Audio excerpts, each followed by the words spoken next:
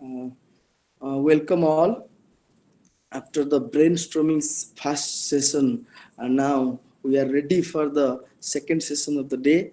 Excellencies, honorable speakers, ladies and gentlemen, good afternoon to all. I, Mr. Rudranarayan Das. Rightly said, the first session was a brainstorming session, and the current session will also be the same. And for that, we have two brilliant speakers for the current session. Our first speaker is Professor Sujata Patel. She is an Indian sociologist, Savitribai Phule, Pune University, India. She was also a national fellow at Indian Institute of Advanced Studies, Shimla. Her work on modernity and social theory, history of sociology, social sciences, urbanization and city formation, social movements, gender construction, and caste and class formation in India combines a historical sensibility with four perspectives: Marxism, feminism, spatial studies, and post-structuralism. She has been an active interlocutor of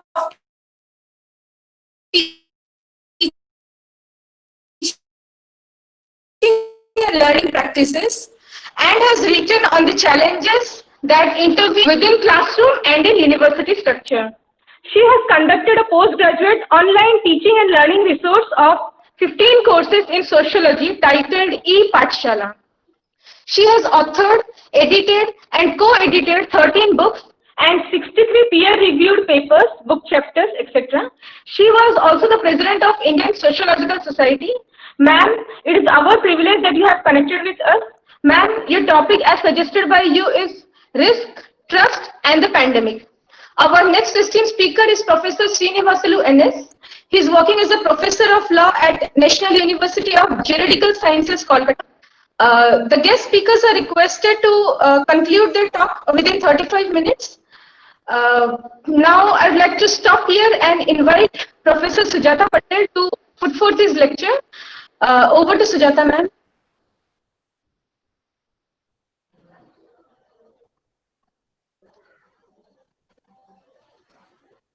I will be requesting Sujata ma'am to please unmute her mic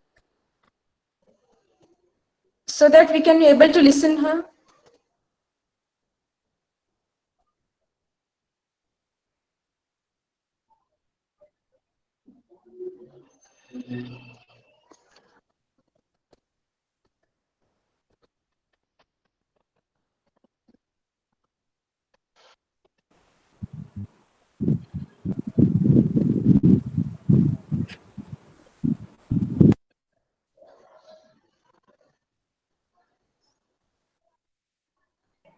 Hello, ma'am.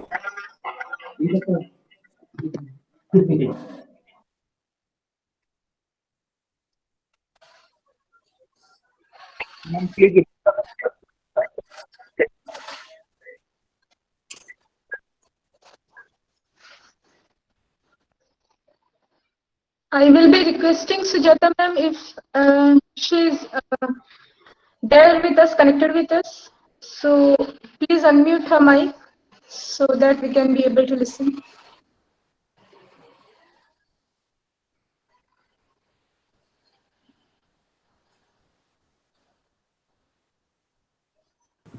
Ma'am, we are not audible to you. Please unmute yourself, ma'am.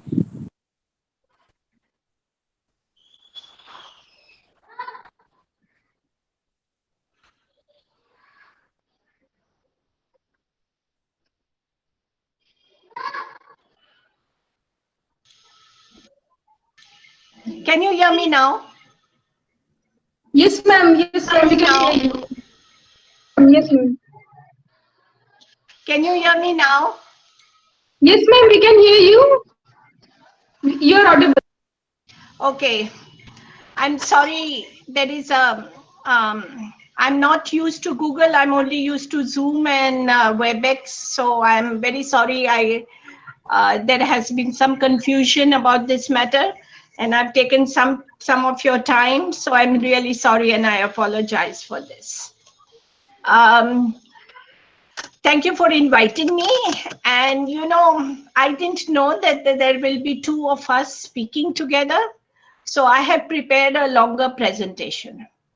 As a consequence, I'm not putting on my PPT and I'll just give a talk.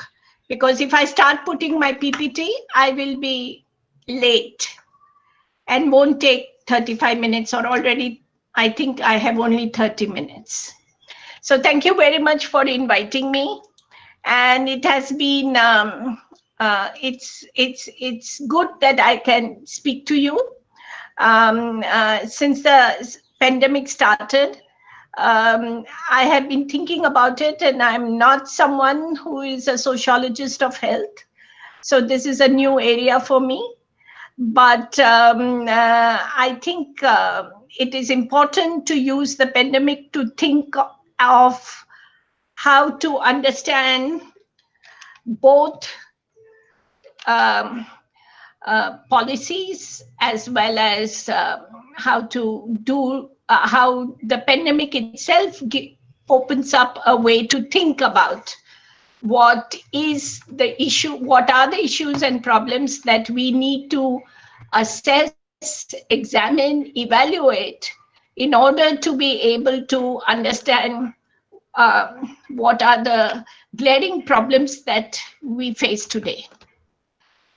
And if you look at the history of interventions made by sociologists and historians, since the time of the plague and the Spanish flu, we realize that the epidemics at that time and pandemic today has given an opportunity for us to open up a epistemic window, or shall I say, a way to think about what are the issues and problems that are limiting us as a society to handle a way to think about it.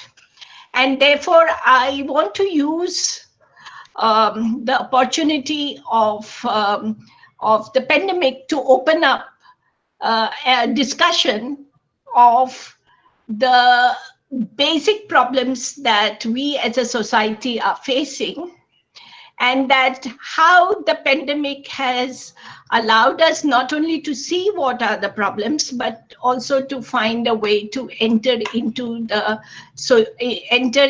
intervene, to reframe ways to think about and intervene programs and policies to help to build a new way of thinking about it. So, as I said, the pandemic has opened up an epistemic window. That is a way to think about it. And how has it done so?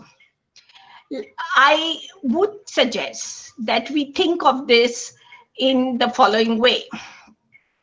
There are two issues that have emerged. This is life and the economy.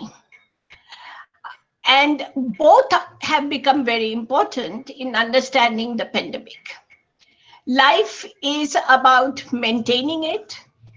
It is about reconstituting it. It's about ensuring that we live as long as we can in a healthy way.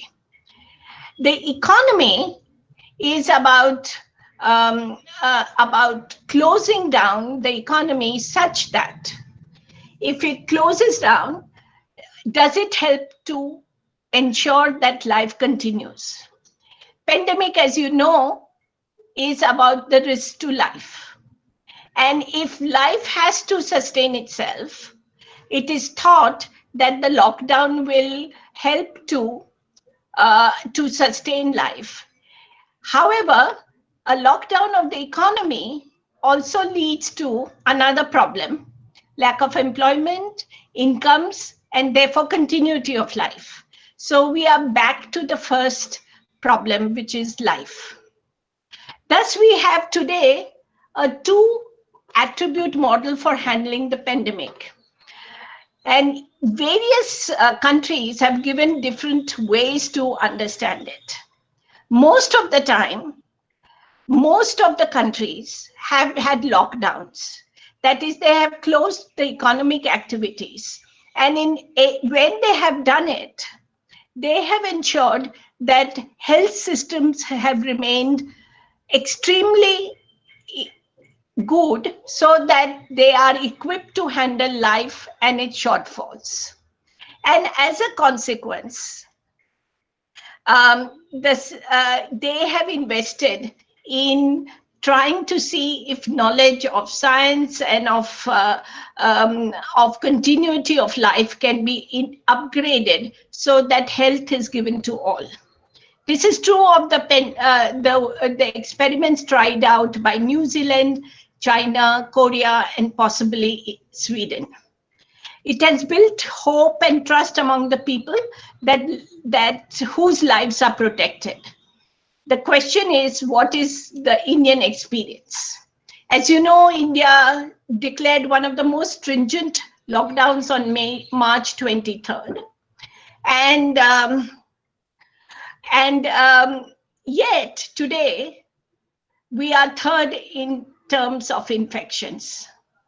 And though yesterday the government expert committee proclaimed that we have peaked and we are soon going downwards, the infection remains important and is spreading, and deaths are increasing. And as we know, the rate of testing is very low in India. And there are more deaths and less testing. And as a consequence, we are really not finding who are infected and who are dying. You look at the statistics, which will tell you that per 1,000, USA had 2.81 tests, India had 0.8. So the health systems in the country has remained very weak, and because they are weak, they focused on COVID, and as a consequence, other health issues have been given low priority. So the problem of life continues to be one of the biggest questions that the pandemic has opened up. And you look at the data I have put forward in my PPT, 27% of immunization has dropped. Disease have dropped by 28%. Surgeries have fallen by 60%.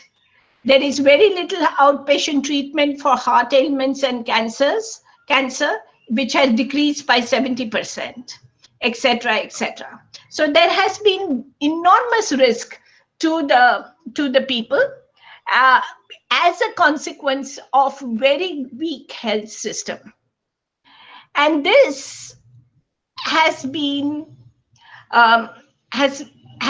not compensated by helping the people. And the government policy has been to help enterprises and not people. And what have they done for the poor people? They have given rations thrice in this 6 months. And a study of 11 states by 65 civil society organizations states that only 50% has received the 3 times rations, 42% once, and 8% none. And this 11 states includes Odisha, from where most of you are coming, but it also includes Jharkhand, Bihar, and 1 or 2 more states. Employment has declined. 20 million have gone, according to CMIE. So my argument is, the government has increased, or the lack of government interventions have increased uncertainty and precarity for life and for economy. The health system, which manages life, and the governance system, which manages life and economy, have harmed rather than enhanced trust in the system and the social order. Why have we come to this impasse? So I've identified 2 problems to you that the pandemic has created: life and its continuity, and economy and its continuity. And risk theory, I would argue, doesn't mean identifying only risks. It means trying to understand what are the social processes that have manufactured risks. Up till now, we have thought of risks as natural risks, like cyclone, or earthquakes. But risk theory suggests that risk is about manufacturing it through society. That is, we are actually, the society is actually manufacturing these risks. And these risks, therefore, is about a lack of understanding about how to intervene, what knowledge base to understand to intervene, what kind of governance system you need to intervene, what kind of system of power and authority that needs to be put in place to intervene. And my argument is that this is not done in the present case in India. Risk theory is associated with the sociologist Ulrich Beck. And it is about, it elaborates the economic, political, ecological processes that plunges the society in crisis, both within the world as well as in nation states. And it deals with both capitalism and industrialization, the political system around the nation state, which is related to political parties and ideologies, and system of experts, technologists, and scientists. All three are enmeshed in creating a manufactured risk. So how can we use risk theory to comprehend the Indian experience of the pandemic? I would like to argue that for a long time, the state has played a very important role in organizing risk in India. The colonization has led to poverty, increased risks, and this was very distinctive because it led to the growth of the national movement, and it ultimately led to an intervention by the Indian nation state after independence to ensure that new ways of forging social and cultural ties of becoming a nation could be made, even though there were inequalities of caste, community, tribe, and gender distinctions. The idea was, through the formation of a nation, to build trust networks across this device and to decrease risk thereby. So what we do see is that since 1947, there were experiments in trust building. And though they were not successful completely, because poverty continued and remained a major problem, there was violence between men and women, between unequal groups, but also the state against the population. There was class, caste, tribal, outsider, and communal sectarian conflicts. There still was a possibility that India's modernity project could create trust networks across these divides. What we see as a result of the pandemic that came up since the last 9 months, and on which there was intervention since the last 6 months, what we see is that though Wuhan had happened, there was very little intervention by the state to prepare the Indian public for what may happen, and therefore there was a panic response due to the lack of communication of what it means, what the government will do, and what it intends to do when it gets over. So why do I say that the state intervention was mild or was next to nil in terms of building trust networks? I say that because this was a health emergency. However, when the government closed down the country, that is, closed down transport networks, production sites, markets, and economy, it was announced under the Disaster Management Act of 2005. And instead of the health ministry, it was governed by the home ministry. Thereby, The act overturned all other acts and authorities and gave complete control to the Home Ministry and thereby to the bureaucratic command and control practices. The health system and the health doctors did not organize the intervention. Rather, police was seen as a solution to control people. And in such a situation, use of lathis, sticks, of repression and torture in police custody took place. So the question is, why did the state convert a health emergency into a political crisis? Did it have no knowledge and expertise how to handle a crisis? My hypothesis is the following. An health emergency can allow lockdowns to create infrastructure for installing procedures for testing, tracing, isolation, and quarantine. If you remember, China set up large hospitals within days. This was also the experience in Korea, Hong Kong, etc. In fact, in India, there was no such effort. Part of the problem related to center-state relationship, distrust due to different governments running these states, but also when there was the same party governments, there was also no communication on this matter. There was also complacency in data and figures and of India reaching the peak soon. And the problem still exists today as government declares that we have reached the peak. In India, except for Kerala, which prepared itself earlier, no other state was prepared. But even Kerala was not prepared for the second round, which is on today. For the rest of the country, it was disaster. It led to panic, alarm, fear, uncertainty, and disorientation, stigma, and moralizing.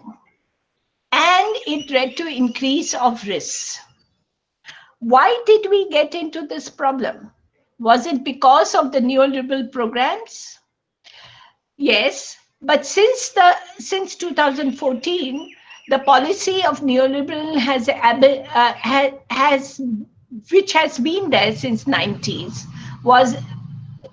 which also took into consideration programs of social welfare and supported policy for the poor.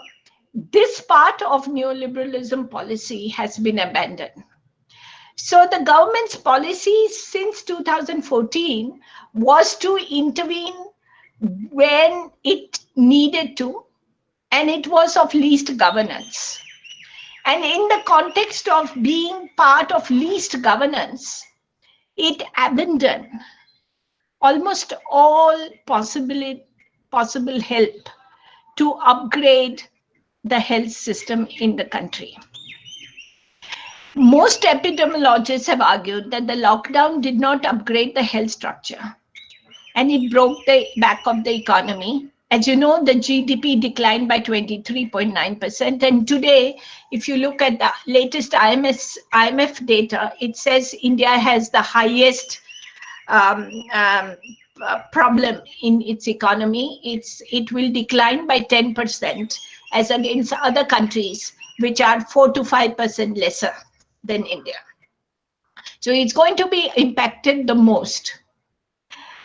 And as we know, already the economy was in problems with lower worker participation rate, which mainly affected the informal sector and particularly women who constitute 85 to 95% of the working population, that is the informal sector.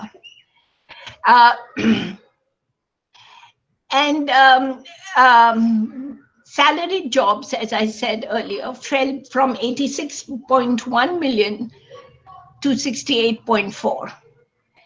So in this situation, life is at risk in all ways possible. And the falls in the health system were, of course, because of the neoliberal interventions. But these neoliberal interventions, as I mentioned before, were part of a program in which social welfare benefits were also associated with it. However, since 2014, the latter part of the program has been almost abandoned. And what we see, therefore, in the health system is a decrease of trained human resources. You know, India has zero point 0.7 doctors per thousand as against the global average of 1.72.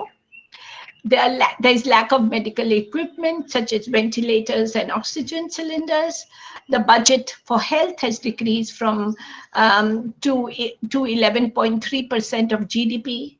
And a large number of people have to use their own money to, to, to sustain their health. Why has this happened? And we now know, because of the pandemic, that in point of fact, if we look at the employment, most Indians are employed in the informal sector, that a large number of these are internal migrants, and that they live in urban India, almost 30 to 50%. And they work in small jobs, in construction industry, in e-commerce, in hospitality industry, and most of these are internal migrants. We know also now, because of the pandemic, that these migrants circulate between villages and cities and rotate in times of cycles of 6 months to 2 years. They are recruited by labor contractors and rent out in single rooms where 4 to 5 stay together, but they do not invest in urban settlements. Their migration back to their villages have informed us about the organic interconnections between villages and cities and raised the problem regarding what would happen as a consequence to these families and households who live on their remittances.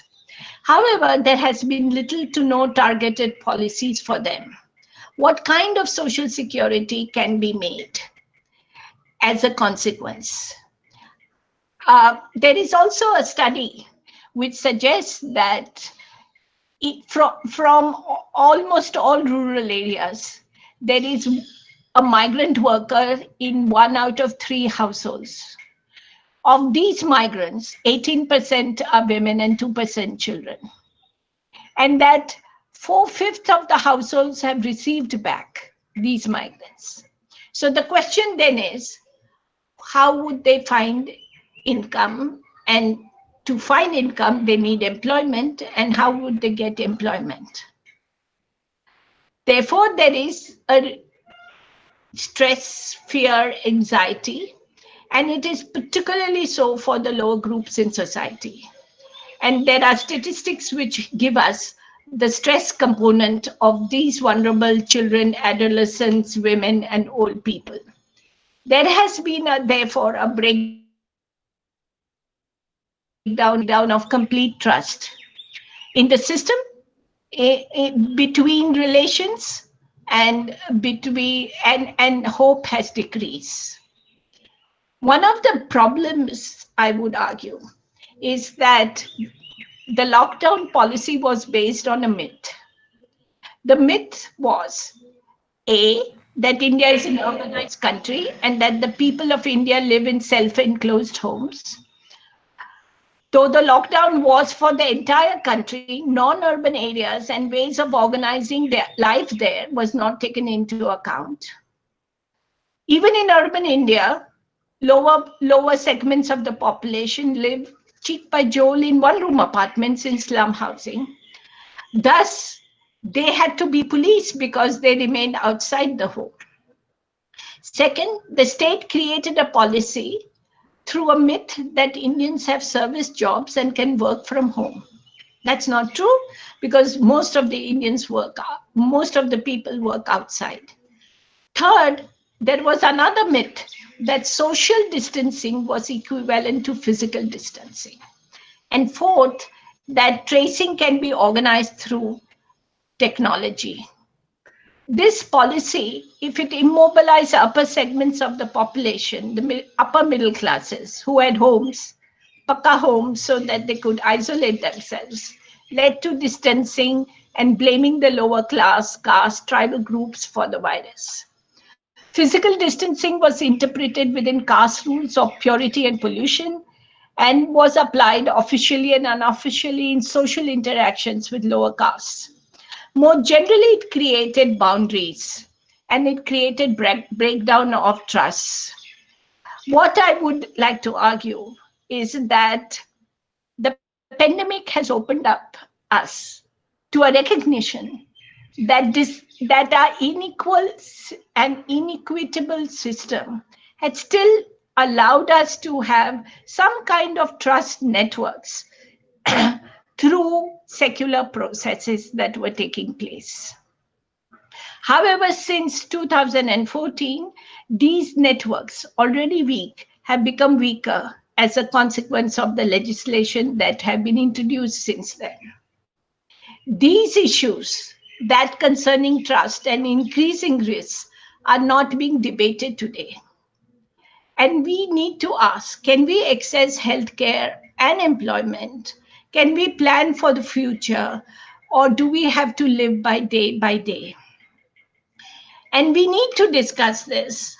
But what we find today is that media is discussing different things. New narratives are given, fake news and hate crimes are increasing, social media trolling and targeting of protesters have taken place, and those who question policies, provide alternatives, are not being heard, and they feel increasingly isolated. Risk analysis is also only possible if data is collected. And government has not shown confidence in data, and they have changed institutions such as Planning Commission and NSSO. In these circumstances, where does one place the future of trust networks? The first slide, I had said that the pandemic opens up an assessment of a social order both in India and across the world. Can we use the pandemic to reframe an intervention? Can COVID-19 allow us to pressurize the state, not only to invest in health, but to ensure that all aspects of life and its reproduction are looked after there? This includes research and studies on life and investment, thus, in its education and in recruiting more human resources, which can help to do further research on how to sustain and contribute to a better, healthy life for all its population. I think we can use this crisis to reframe a more meaningful and human program for state involvement in reproducing life through health and through economy. And I would like to conclude by suggesting that while this pandemic has helped us to understand the limitations of neoliberal policies that decrease budgets and promote privatization, it also has made us understand that the government cannot abandon its people, but needs to intervene as much as possible. And such that, because India is a highly unequal country, the government needs to take care of its population. The lesson has been of New Zealand, of Korea, of China, that whenever there is a strong health system and strong governance, the situation has improved and life has improved. This is what risk theory and trust theory tells us. Thank you. Thanks a lot, ma'am, for your excellent deliberation within a very short time. It is true that the pandemic has opened up, it has opened actually new topics for discussion, and we need to identify the priority of them, such as building health infrastructure, etc. Thanks a lot again, ma'am. Our next esteemed speaker is Professor Sreenibasalu. He is working as a professor of law at National University of Juridical Sciences, Kolkata. He is a distinguished member of International Council of Jurists, London. He is also a scientific member of Canadian Institute for International Law, Ontario, Canada. He is associated with the World Commission for Human Rights, London. Professor Sreenibasalu was a faculty at National Law School of India, University Bangalore, and University of Mysore prior to his connection with Kolkata. He has been a recognized author and has got to his credit 107 research publications, including 7 books published by peer-reviewed and reputed international publishers, 3 monograms, 9 edited volumes, 15 book chapters, and 73 research papers published in national and international journal of high repute. Sir, thanks a lot for providing us with your valuable time. Sir will put forth his talk on Adivasis' legal status and prospective policy, a myth or a reality. And now I'd like to invite Professor Sreenibasalu for initiating his talk. Over to the professor. Thank you. Thank you very much for having me today as part of your international webinar series. So as I mentioned, I'll be speaking on the status of Adivasis and their prospectus, whether it is a myth or reality.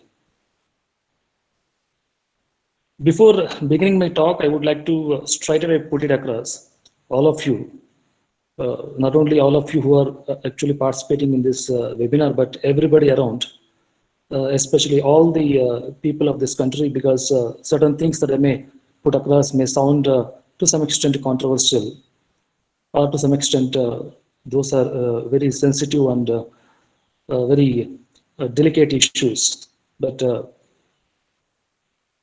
if not today, at least tomorrow one has to think about it. Without introspecting ourselves, within ourselves, there is no future for everyone around. That includes you, me, and everybody who is not only party to this webinar, but everybody who is connected with this. Adivasis. As the nomenclature goes, Adivasi, those who are not living in the mainstreams, but those who are living in remote areas, away from mainstreams, who are living at the footsteps of hill stations, forests, which are away, divide from the mainstreams of the country, who are not having proper access to education. I don't say proper education, proper access to education, proper facility, or any facet of life for that matter. They don't have proper access. Legally speaking, Adivasis are those people who are away from mainstream, who are not party to the mainstream. And the law as such tries to bring these people who are not part of the mainstream to be part of the mainstream. That's the reason why we have Adivasi law. Not only the Adivasi law, even the Constitution of India talks about bringing Adivasis to the mainstream. We have a number of programs, policies, projects in this regard for the purpose of bridging this gap between the mainstream civil society and the Adivasi society. There is a serious amount of divide between Adivasi society and mainstream society. So all the government policies as such and the initiatives of non-governmental organizations, non-profit organizations, educated people, people like you and me, the effort is to bridge this gap and pull Adivasi community along the mainstream civil society. How far it has happened, whether it is a myth or it has happened in reality, that's the debate that I'm trying to put across. Through this debate, I would like to ignite all those people's mind who are not just part of the Adivasi society, but as well who are party to the mainstream civil societies in urban, semi-urban, or the so-called metro areas. So as far as the legal status is concerned, Adivasis are given a particular definition and meaning within the scope or framework of not only the Constitution of India, but as well all those peripheral laws. There is a Adivasi Commission, or National Commission for Scheduled Tribes.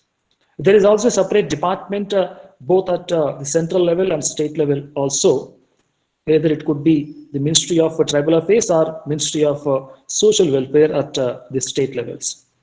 There is a Adivasi policy, rather there are Adivasi policies. There are certain articles under the Constitution of India which exclusively talk about bringing Adivasis to the mainstream by giving them some special privilege. It could be reservation, it could be promotion, it could be education, some sort of helping hand, some type of privilege whatsoever, by using which the Adivasi community can join their hands with the mainstream civil society. All these policies, reservations, privileges, special status or special assistance, whatever we call it as legally, is meant to basically bridge that gap between the Adivasi communities and the mainstream civil societies. Again, how far it has happened, how far we are able to bridge that gap between the Adivasi community and the mainstream civil society, whether it's a myth, whether it has remained to be a myth, or it has happened in reality. As a matter of fact, when we talk about who are actually Adivasis, who and all could be included within the legal framework of Adivasis, we all know the actual meaning of Adivasi. One need not be a lawyer to be able to define what is Adivasi, what actually meant to be Adivasi.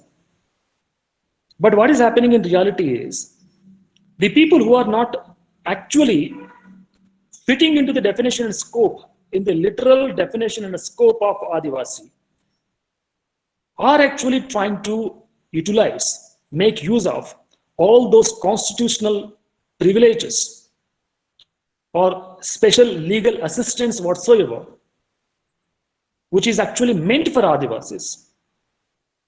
And these so-called pseudo type of Adivasi are the people who are actually misusing the status of Adivasi. They are actually eating away all those special benefits, assistance, reservation, whatsoever, by cheating the actual Adivasis. That's why I have used the harsh word myth in the title of my topic. Whether Adivasi prosperity, whether it is a myth or reality. The legal status of Adivasi, whether it is a myth or reality, that I have been trying to debate. Adivasi, whosoever is residing, whosoever vicinities are very close to either the forest, tribal lands, remote areas which are far away from the mainstream, which are far away from the civil society, which are far away from your urban areas, metro areas, right? They are typically called as Adivasis. Legal meaning of Adivasi. The people who are obviously living in your mainstream, who are part of the mainstream economy, who are living in metros, who every day travel in metro, who are using 4G, 5G network, who are actually having access to multiplexes. They are not Adivasis. Whether you are socially backward, right? It's a debatable. It could be a delicate issue. That's why I mentioned in the beginning itself of my talk. Constitution says those who are socially, educationally, economically weak, those who are socially, economically, and as well education-wise devoid of the mainstream, they are Adivasis. But what is happening in reality, all these special privileges, assistance, which the government or the Constitution of India or law for that matter is actually trying to provide, most of the Adivasis do not know about it. Most of the Adivasis in this country, they do not know that there is some special assistance given to them under the law. They do not know. They do not have any awareness. Nobody is bothered anything about making them to know or spreading this awareness amongst them. You take the example of Odisha, Korhaput district or those hill stations. In Andhra Pradesh, adjacent state, Araku Valley. You take, for example, in Tamil Nadu, Udakamandalam, Ooty, whatever you call it as, those areas. You take any tribal area, notified area, tribal notified area. Can you tell me whether those people who are living in those hill stations, they have access to education, access to health? Do they know in reality that there is some special assistance given to them as a matter of law? Most of them, they do not know. But who are actually having idea about it? People who are living in metros, people who are living in suburban areas.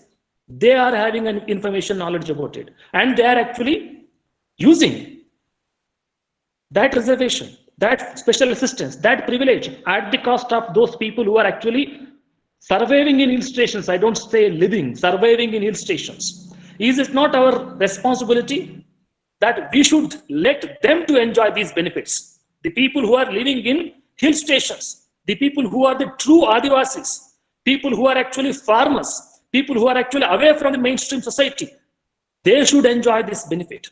The real legal status of Adivasi is actually should be enjoyed by them, not by you and me, who are sitting in metros, in the air-conditioned rooms, weekends enjoying in multiplexes, having access to everything under the sun. You and me are having access to everything under the sun. How come you and me are Adivasis? Even if you and me are belonging to that particular community, we should sacrifice it. That my fellow brother is living in Kolkata district or living in some hill station away from me in forest area, having no access to education, health, living conditions, and that person, she or he, should get the benefit, not me, because I have access to everything. When I have access to everything, how come I am socially backward? When I have access to education, when I have access to health, when I have access to everything, including information, 4G network, whatsoever, how come I am Adivasi? How come I am socially backward? How come I am economically backward? I am not, because I am in the mainstream civil society. I am part of the mainstream economy. I have access to everything under the sun. And I am competent enough to utilize all that information, all that facility, education-wise, health-wise, in every respect, and I can compete on my own. I don't need any special assistance. Special assistance is required for my brother, my sister, who is living in forest, who is living in tribal lands, who are living in denotified areas, who are away from the mainstream. They need special assistance. They need reservation. They need helping hand. If I and you avail of this reservation, special benefit or whatsoever by living in metro, by living in big towns, you and me are cheating with Adivasis. You and me are cheating with those people who are actually needy. That's why I am calling upon that people who are living in metros should not avail themselves for themselves any kind of Adivasi status. They should not entail for themselves any kind of special assistance or reservation whatsoever. They should leave that. They should sacrifice and let our brothers, let our sisters who are living in forest, who are living in typical notified tribal areas, they should get it. Not you and me who are enjoying in metro, who are enjoying in mainstream economy. Do we have that kind of courage to sacrifice? Do we have such kind of mental status to let our fellow forest dwellers, our fellow tribal people who are in the hill stations to enjoy the benefit? Can you sacrifice your status because you are in metro? You are not typical Adivasi. Nobody bothers about it. The moment some government policy gives some facility, we will try to achieve it, conquer it, attain it, obtain it. How many people like you and me have helped our own friends in forest areas, tribal areas to get this benefit? We do not bother. We always talk about the facilities that we do not have. If you have 2G, you will say, I don't have 3G. If you have cinema hall, you will say you don't have multiplex, right? But our brothers and sisters in tribal areas, they are fighting for their staple food. They are fighting for their livelihood. They are struggling. They are surviving. They are not leaving. But you are living here in metro areas, enjoying, but still availing special assistance at the cost of our brothers and sisters in tribal areas. So my call upon to everybody around is that if you are not fitting into the typical legal definition of Adivasi, please shed, please leave, please don't try to use that special assistance. Please give it to the people who are needy, who are the real Adivasis, who are real tribal people, who are actually at the forest areas, hill stations, who are not with you in your metros. Bhubaneswar, Kolkata, Lucknow, Delhi, Mumbai, Chennai. These places are not denotified areas. These places, you cannot expect Adivasis to be there. Even if they are there, they are not part of the denotified areas. Please understand. Legal meaning of Adivasi is that individual who is living in the notified areas, who is living in the forests, who is living in tribal areas, away from the main cities. Then in that case, how come people living in Kolkata and similar class 1 cities calling themselves as Adivasis and availing these benefits at the cost of those people who are actually still struggling to have their livelihood in those areas and vicinities? This is a big challenge, not only for the legal frontiers, but everybody around. If we only enjoy all those benefits, when they will enjoy? When you will bring them to the mainstream? When those people who are struggling at the tribal areas, forest areas, they will become party to the mainstream economy, mainstream civil society. How long they should survive there? How long they should struggle there? They don't have access to education. Forget about 3G, 4G, they don't have mobile network at all. Every information is at your fingertips now in metros, in big cities. By the time the information reaches them, it will be ages in those tribal areas. Right? So when everything is at your fingerprint or at the click of your mouse, living in metro, how come you and me are Adivasis? How come we get into the definition, meaning and scope of Adivasi? So my debate, my initiation is that people who are living in metro class 1 cities, they should not try to utilize this special assistance, but they should let our real Adivasis who are in the typical notified areas to take these benefits. Let us invite them to the mainstream. Let us give these benefits to them so that they not only survive, but they live. If we facilitate them to take these benefits, special assistance and all, if we confine the legal status only to those people, if not today, in the coming 10, 20 years, they will become like you and me. They will be part of the mainstream. Have we ever thought, even after the independence of 70 years of independence, why we are unable to achieve these many social goals, legal goals, constitutional goals? Because we are actually not getting into the spirit of the law and policy, Constitution of India. Our biological sociology, our psychological sociology is not fine-tuned to accept everyone around us. Equality is a myth. That is because we are not letting fellow people to become equal to us. When a tribal person or a rural person will become equivalent to a metro person, that too when metro persons are enjoying all the benefits, they are handicapped, they are less privileged, they are downtrodden. Now you are asking these downtrodden people, less privileged people to go for open competition with metros. How far it is possible? How it is possible? It is impossible. Government talks about the fact that everybody should have open competition. Right? There should be no special status privileges whatsoever. It's ridiculous. In the country where equality is the reality, inequality is the reality, right? In a country where inequality is a reality, equality is a myth. You asking everybody to compete in the open field, in the open competition, how far it is possible? Can you put a small 5-year kid and 25 years old person to fight against each other? It's not only inhuman, but it is unfair, right? Similarly, how come you expect a fellow tribal person, Adivasi person, downtrodden person, minority person, backward class person to compete with privileged person living in metro, big cities? Is it not unfair? Is it not inhuman? If that is the case, that is the reality. How come government is asking everybody to enjoy the equal status and compete with each other in the open platform? The same thing is now happening with the farmers also, right? The recent bills, recent acts, whatever we happen to see, that farmers from anywhere, they can go to any part of the country and they can sell their farming proceeds and get the money. Most of the farmers are our tribals. Most of the farmers are downtrodden people. They are in the rural. They are rural people. They don't have information, access, awareness. How come they will travel to Kashmir, to Kanyakumari, Nagaland, to Gujarat? How come they will travel?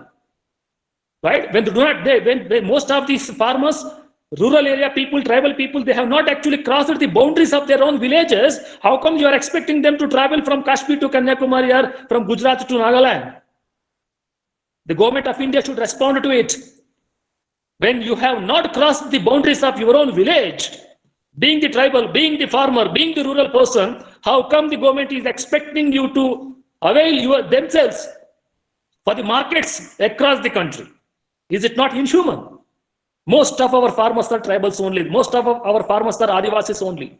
They are rural dwellers. They don't have access to the information. They don't have awareness about the markets and mainstream economy. They don't have any knowledge about the mainstream civil society, how the mainstream civil society behaves. They don't have any information, any access. And if you now expect them to compete with the mainstream civil society, it is not only inhuman, but it is barbaric. It is uncivil. It is unfair. That's why I am calling upon everybody around that we should give our helping hand to these people who are downtrodden, who are backward classes, who are minorities, who are scheduled castes, who are scheduled tribes, who are Adivasis. They are having the weakness. They are downtrodden. And as an Indian, not only as an Indian, as a human beings, it is our responsibility, it is our obligation, it is our moral mandate. I don't say legal mandate. It is our moral obligation, not only constitutional mandate, that we should do our level best to bring them to the mainstream. How you will bring them to the mainstream? By letting them know the happenings in the contemporary world in the mainstream economy. By letting them avail the special benefits, reservation, special provisions under the law. That can happen only when you sacrifice, because you don't need it. Especially those people who are in metros, who are in the class 1 cities. I'm appealing all of you, don't avail any type of special assistance or reservation whatsoever. Please give it to the people who are actually in need, who are actually fitting into that typical definition of Adivasi, who are actually getting themselves fit into the definition and meaning of our legal status of Adivasi. You and me are not. Because we are not socially backward. The person who is living in metro, who is living in a metro society, how come you are socially backward? Right? I'm not talking about cost equations. I'm talking about only social equations. When you are living in a society which has got every type of access to information, access to education, access to health, access to better living conditions, because you are part of class 1 city or metro, how come you are socially backward? And you are living closely to the metro or class 1 areas, you have better job opportunities, you have better living conditions, then how come you are economically backward? Socially, economically backward are those people who do not have any access to information. Our tribal people in the forest lands, they do not have access to information, no access to education, no health facility. They need support, they need assistance. And if you and me living in metro, if we swallow, if we take away all the benefits at the cost of them, when they will join the mainstream, when they will become equivalent to you and me. That's why I'm saying equality is a myth. Bringing Adivasis society to the mainstream is also becoming a myth. It will remain a myth as long as you do not recognize your obligation. As long as you do not realize your moral obligation. Being part of the Indian society, you have the responsibility to bring them to the mainstream. You cannot expect everything to come from blue, everything from God, everything from government. What you are doing, what you and me are doing, right? We are fit and fine. We have equal, like others, we have 2 hands and 2 legs. We have a brain, we have education, we are living close to the mainstream society, right? We have every kind of facility. Then why don't you use that facility and be on your own and let our people, our brothers and sisters in the tribal areas, forest areas, to make themselves avail of these special privileges, reservation, assistance whatsoever. Can't we do that? You have education, you have every kind of facility, still you want reservation. They don't have any access. They don't have education. They don't have any health facility. And you are denying them reservation. You are denying them special assistance. And you are actually getting into their legal status. I may sound a little unpleasant for few people, but please understand, my argument, my intention is to bring real Adivasis to the mainstream. My intention is to provide special assistance, reservation, special benefits to all those people who are actually living in the forest conditions, actually living in the forest areas, actually living in the notified areas or tribal areas, who are away from the mainstream, who do not have any kind of access to the modern lifestyle. They are real Adivasis. They are real downtrodden people. Let us entertain them. Let us invite them to the mainstream. Is it not your responsibility? Is it not my responsibility? Is it not the responsibility of our mainstream civil society? Why are we not doing that? Why are we not attempting that? Since we are not attempting that, since we are not doing that, Adivasi status becoming equivalent to that of mainstream civil society status is remaining a myth, and that is the reality. Because you and me are not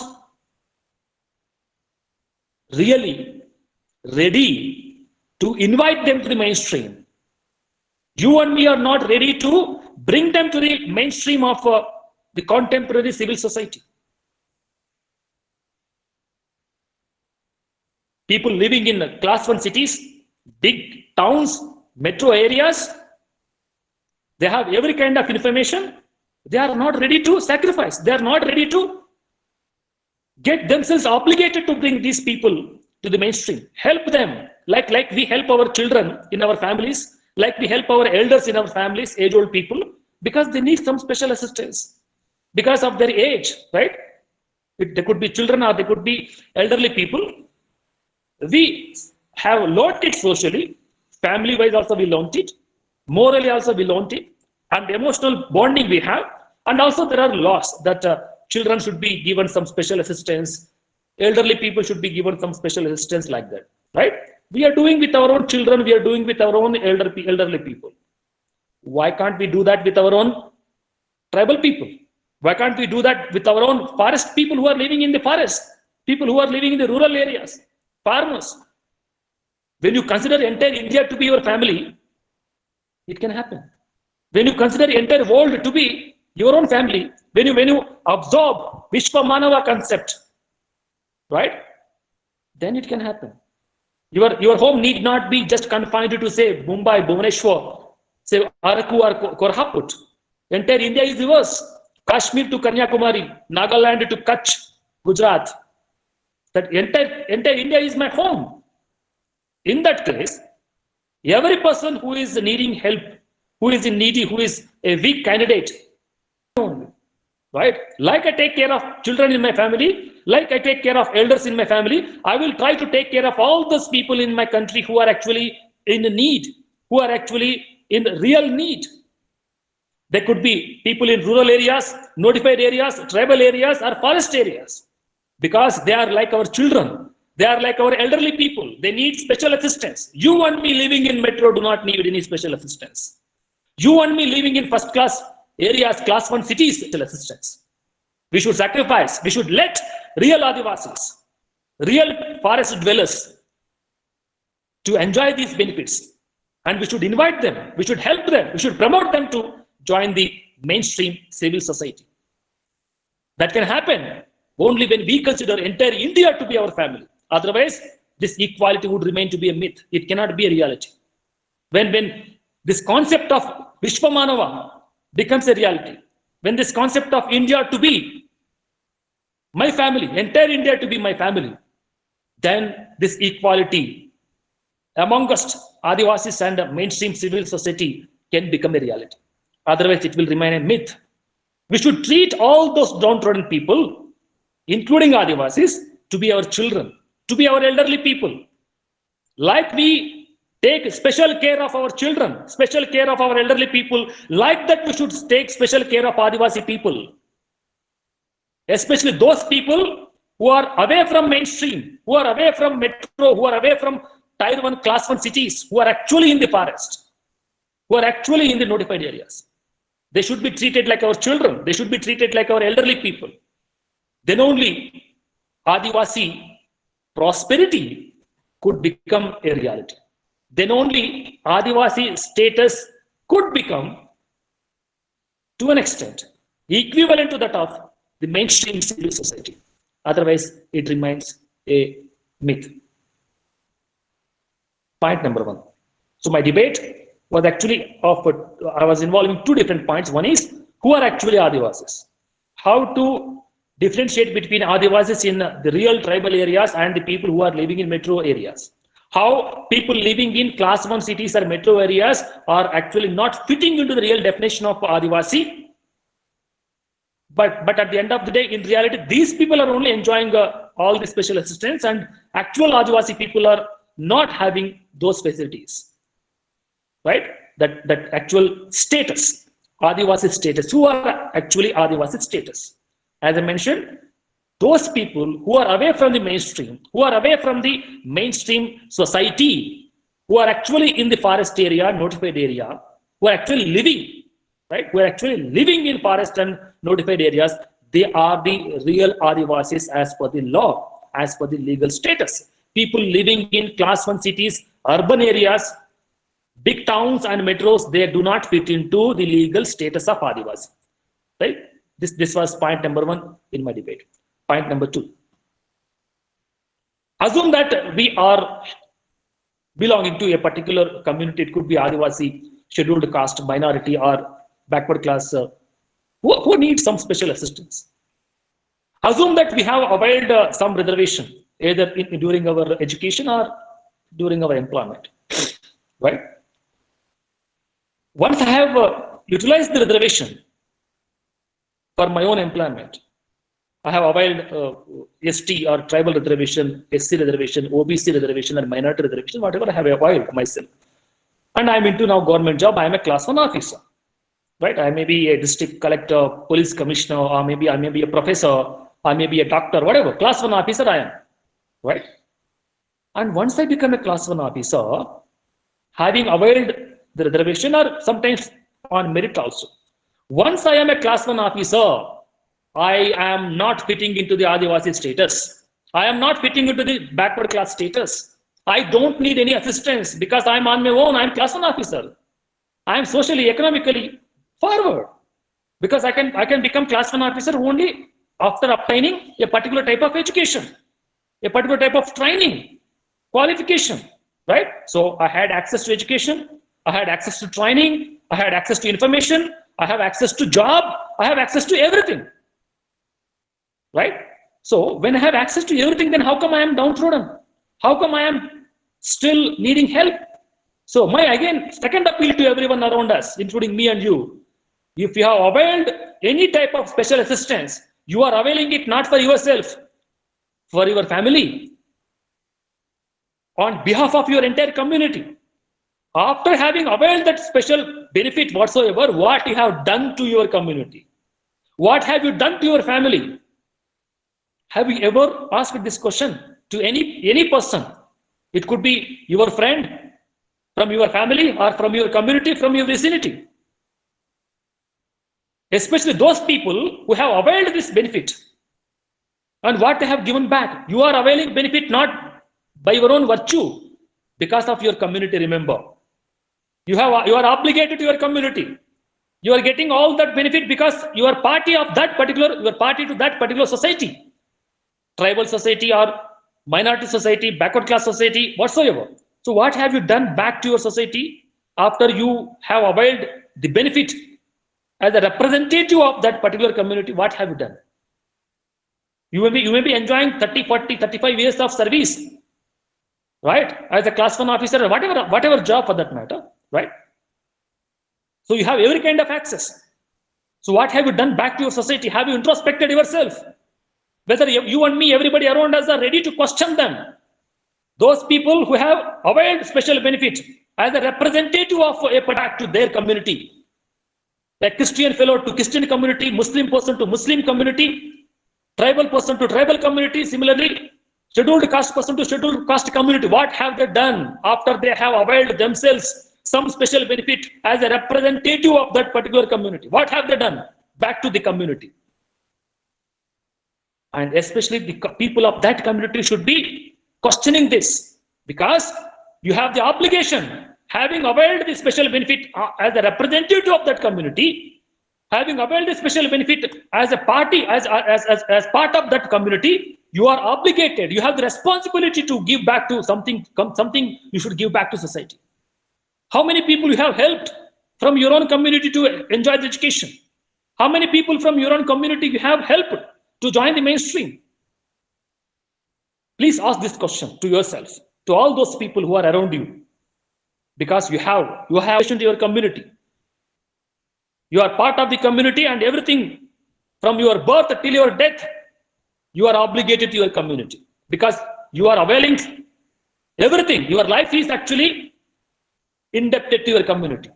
So whatever you have achieved because of your community, so you give back something to your community so that you cherish your community prospers. Why can't we do this? Why can't we think about this? That is one. Alongside that, legally speaking, once I become a class 1 officer, after availing some benefit or whatsoever, or even on merit also, I will join the mainstream. I will become part of the mainstream civil society. So I will not fit into the legal status of, say, Adivasi or any backward class community. Right? Because I don't have the legal status, because I have joined the mainstream, I have availed education, job, everything, right? So when I am away from the legal definition or legal status of Adivasi, how come my siblings or my family members become Adivasi or a particular backward class community? Because I am capable of providing good education to my children, my siblings, my family member. I am capable of providing food, good lifestyle, good living condition to my family, my children, because I have availed some benefit and I have the education, I have the job, everything. So I should not let my children to again avail the special benefit because I have availed it already. Let other people who have never availed the benefit, right? Those people who never availed any special benefit whatsoever from the government of India, who are still living in the tribal lands, notified areas or forest lands, let them avail. Why only me? After me, my brother, my sisters, my family member, it will go like this chain connection.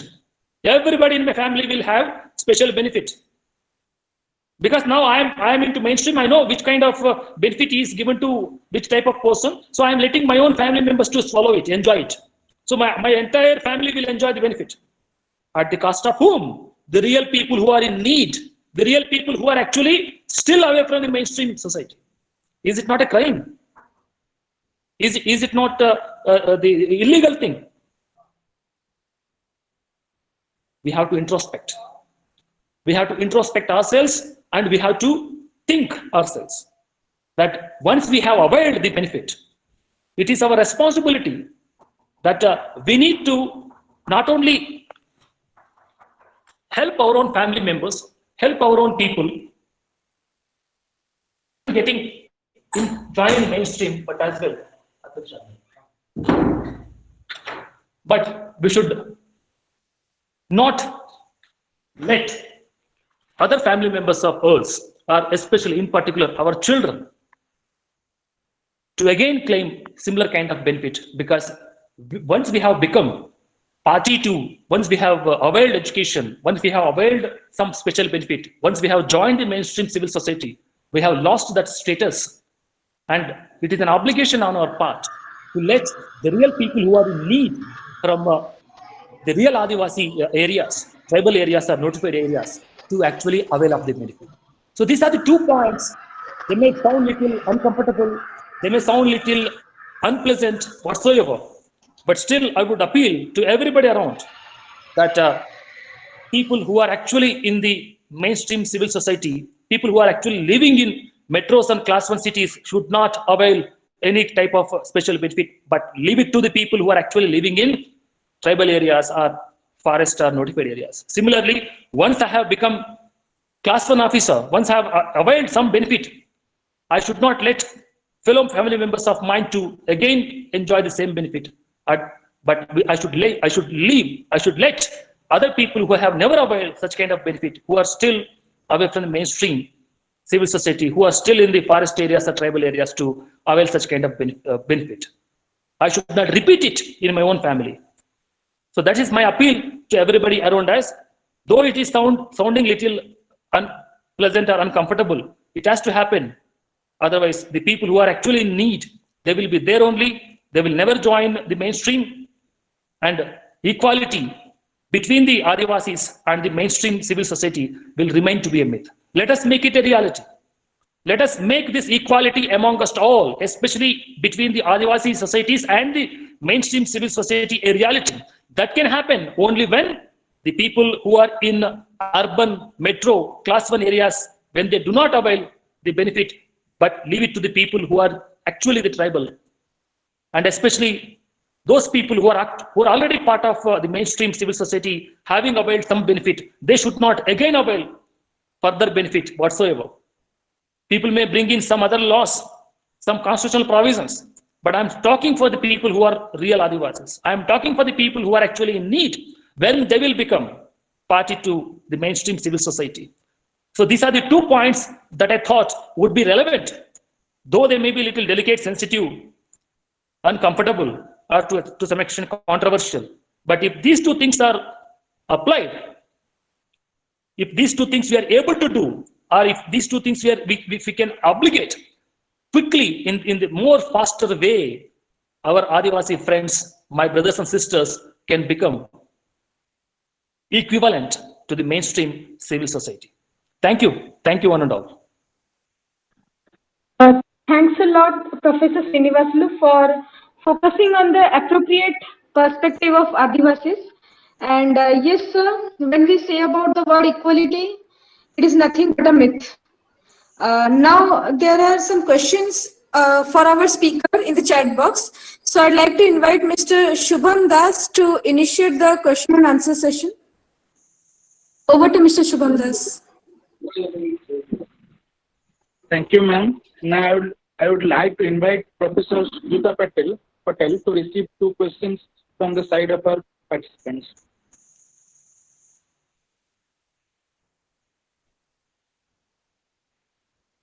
One question is from Vikram Kesari Janna. He acknowledged that he has gone through your writing in social movement and Chilika movement from his state of Odisha. His question is about the new liberal economic, always promoting profit-oriented marketing players through capitalist approach. What are the health policy we need to promote for meet the crisis for a COVID kind of pandemic in future? The BA pass IAS officer can't think seriously. What is your ideas on it? Professor. Thank you so much. Can you hear me? Yes, yes. Can you hear me? Yeah. For this question, you see, when I ended up, I said that we can use COVID and the health crisis to rethink what kind of economy we need and what kind of a state we need. And for the since the 1990s, when neoliberalism has been introduced, we have ensured that if and when the health crisis comes, the health system is not ready to pick it up. Because, as I said, there has been lowering of human resources as a consequence of budget decrease, as well as of equipment. And we see this every day when we can't find oxygen, we can't find ventilators or beds with oxygen and ventilators. I'm of the opinion that every life matters. And the poorest poor need that. Even today, and even before neoliberalism was inaugurated, this was not on the agenda. And it is important thus to rethink and re-put this in the agenda item, that everyone's life is important and no one should be in a situation where this is not available to them.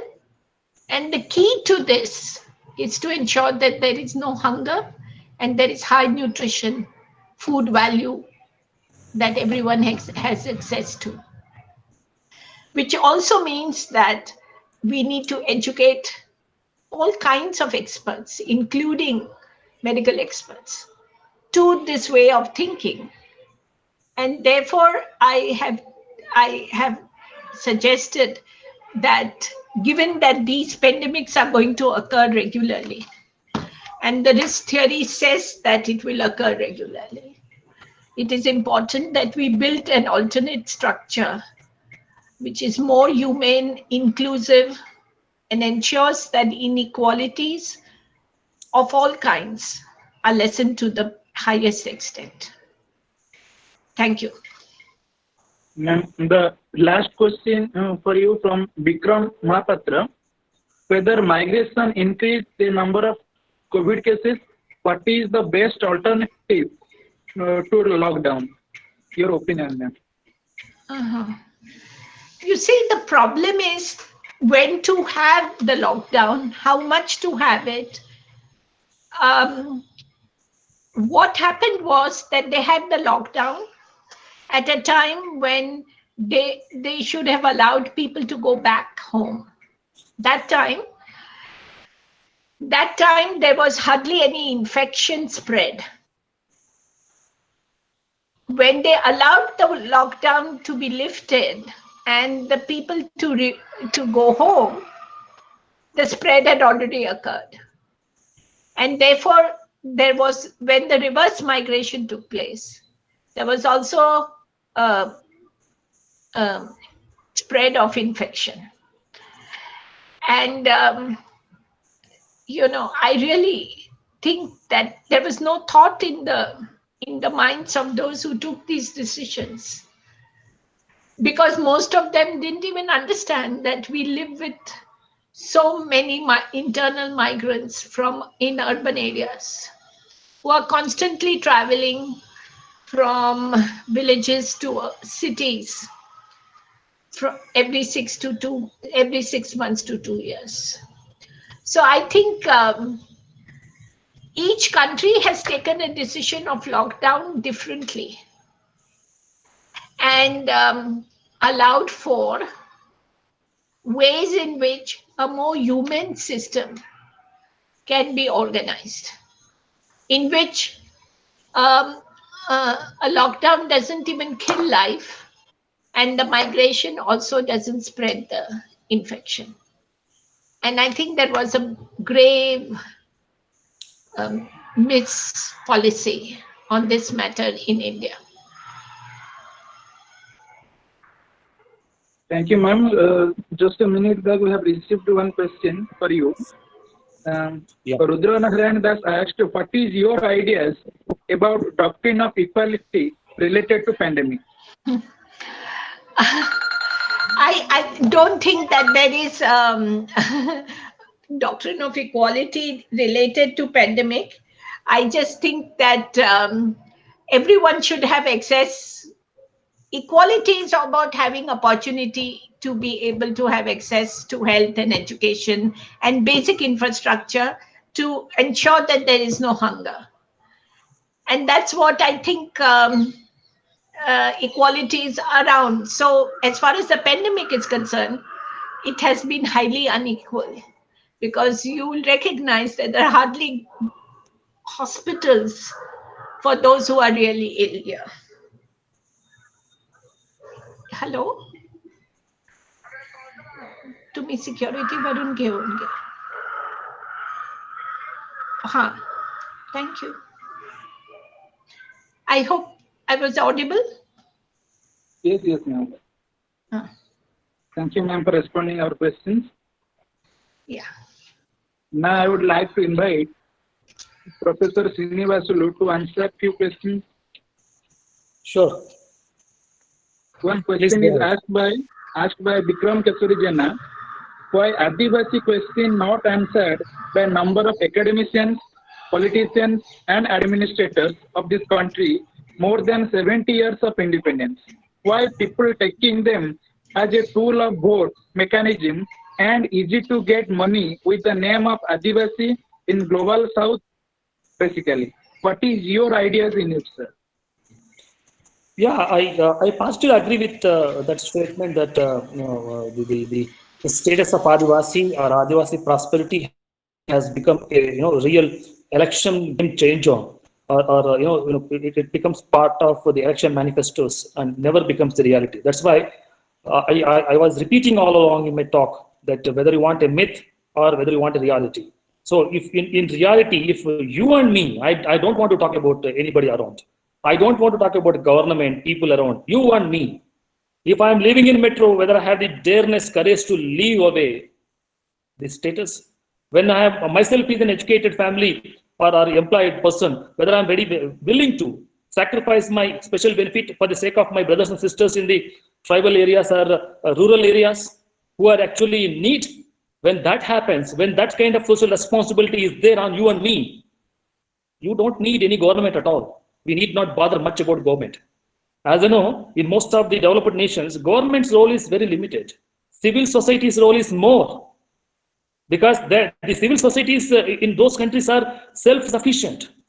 They have understood what is their responsibility. Similarly, here as a civil society, we have to be responsible ourselves, and that responsibility starts from not just society, but from the family, but from you and me, from within us. When I am responsible for myself, my family, my society, my community, then automatically it happens in everybody around us. So there is no point in blaming A, B, C, or XYZ. What have we done? What I have done, right? When everybody thinks like that, we need not bother much about it. We need not let these people to use this Adivasi prosperity as a matter of election manifesto. When everybody thinks like that, we need not bother much about it. We need not let these people to use this Adivasi prosperity as a matter of election manifesto or to win the elections or just a topic of some debate, some heated debate. That's why let it not remain to be a myth. Let us make it a reality with our own introspection, our own contribution. Thank you. Here's another question also. Civil society itself questioning character of globalized challenges to Adivasi, particular, very terrible in my state, particular in Koraput, which is popular for Naxal movements due to lack of infrastructure and development policy, challenge for land, water and forest, the basic fundamental rights. What is your ideas in it, sir? I agree with that. I agree with that. In fact, that person, whoever is actually, he has, in a way, I can say that he has stolen my words. Those words are very close to my heart. If I can say openly, if people around are ready to take this matter, I am open and dare to say this. It is understood and it is reported also that the people who are actually in need, whose aspirations, whose daily needs are not fulfilled, not taken care of by the so-called governments, or the so-called privileged civil society, they end up becoming rebels. I don't want to use any other word. They end up becoming rebels because their fight is for food, their fight is for life, their fight is not for winning election, their fight is not for making money, their fight is for dignity, their fight is for food, their fight is for life.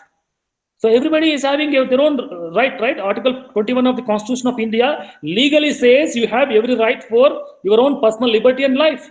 And you have chosen a particular way of leading your life because some entire civil society is against you, not letting you to join mainstream, eating away your own special provisions, treating you downtrodden, treating you as a marginalized person, keeping you aside. So you are feeling irritated. You are feeling in the status of affairs where your dignity is violated. If you are feeling threatened, you are unable to get the staple field, you are unable to get your livelihood. So what you will do? So it is the responsibility of the civil society that when we are unable to discharge our own responsibility, and as a matter of fact, what you said, the rebellion will happen. All rebellions, all revolutions, whatever you take in the civilized world, you take for that matter, all are actually fight for hunger, fight for survival. Therefore, not only in Kolkata district of Odisha, Midnapur district of West Bengal, or Gorkhaland districts of Assam, I can mention a number of such districts in each and every state in this country, all the 29 states. The problem is the mainstream civil society is looking down on Adivasis, looking down on backward classes. They are not treating these people to be equivalent to them. Why? Because these people have fallen from heaven. Other people have fallen from heaven. And our backward class people have emerged from earth. So that distance they are maintaining. How ironic it is. How uncivil, barbaric they are, these people. It is the responsibility of the mainstream civil society that still even today we are actually having number of problems, serious problems, not only confined to Adivasis, number of backward classes. They're still struggling to get their food. They're unable to leave. They're just surviving. The onus, the responsibility is on the civil society.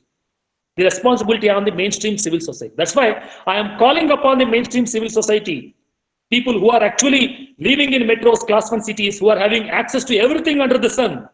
Please give your helping hand to the people who are in need.